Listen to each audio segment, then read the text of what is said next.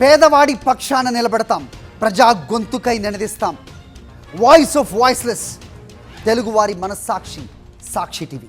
సాక్షి TV ప్రసారాల కోసం మీ స్థానిక cable ఆపరేటర్ను వెంటనే సంప్రదించండి. తెలంగాణ ప్రభుత్వం ఉద్యోగులపై ఫోకస్ పెట్టినట్టు కనిపిస్తోంది. ఇప్పుడున్న ఉద్యోగుల లెక్కలు తీయాలని ప్రభుత్వం నిర్ణయించింది. అంతేకాదు భవిష్యత్తులో కావాల్సిన ఉద్యోగుల సంఖ్య ఎంత అనే అంశంపై కూడా దృష్టి సారించింది. దీనికోసం శాఖల వారీగా లెక్కలు తీసి పనిలో పడింది ప్రభుత్వం. మాజీ సీఎస్ శాంతకుమారి ఆధ్వర్యంలో ఐఏఎస్ల కమిటీ వేసింది. 60 రోజుల్లో అన్ని శాఖల వివరాలు ఇవ్వాలని కమిటీని ఆదేశించింది సర్కార్. ప్రభుత్వ శాఖలతో పాటు ప్రభుత్వానికి అనుబంధంగా పనిచేస్తున్న అన్ని శాఖల ఉద్యోగుల సంఖ్యపై ఫోకస్ పెట్టింది తెలంగాణ సర్కార్. వివిధ ప్రభుత్వ శాఖలు, కార్పొరేషన్లు, యూనివర్సిటీలు, లోకల్ బాడీలు, పిఎస్యులలోని సిబ్బంది పనితీరు, ఖాళీలు, అవసరాలపై సమగ్ర అధ్యయనం చేసేందుకు ఉన్నత స్థాయి కమిటీ ఏర్పాటు చేసింది. ఈ ఐఏఎస్ల కమిటీకి చైర్మన్ గా మాజీ సీఎస్ శాంతికుమార్ని నియమించింది.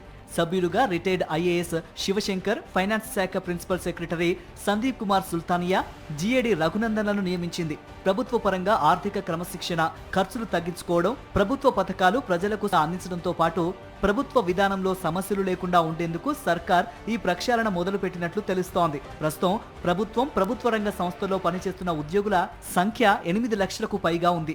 ఇందులో ప్రభుత్వ శాఖల్లో 3 లక్షలకు పైగా ఉద్యోగులు పనిచేస్తూ ఉండగా గ్రాంట్స్ ఇన్ ఎయిడ్, యూనివర్సిటీలో మరో 36,000కు పైగా పనిచేస్తున్నట్లు అధికారిక లెక్కలు చెబుతున్నాయి.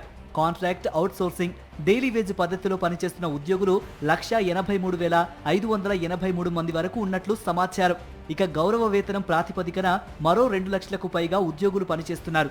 ఇందులో అవసరం లేని పోస్టులు 26,000కు పైగా ఉన్నట్లు ప్రభుత్వం ప్రాథమిక అంచనాకు వచ్చింది. ప్రస్తుతం ఉన్న సిబ్బంది, మంజూరైన పోస్టులు, ఖాళీలు, అవసరాలకు మించి ఉన్న పోస్టులు, అవసరం లేని పోస్టులు, మార్పులు, చేర్పులపై కమిటీ సమగ్ర అధ్యయనం చేస్తుంది. అలాగే తాత్కాలిక సేవలు, కాంట్రాక్ట్, అవుట్సోర్సింగ్ సిబ్బంది వివరాలపై కూడా అధ్యయనం చేసి సర్కారుకు 60 రోజుల్లో నివేదిక ఇవ్వనుంది. ఈ నివేదిక ఆధారంగా ప్రభుత్వం ఉద్యోగుల పునర్వ్యవస్థీకరణపై తుది నిర్ణయం తీసుకునే అవకాశం ఉంది.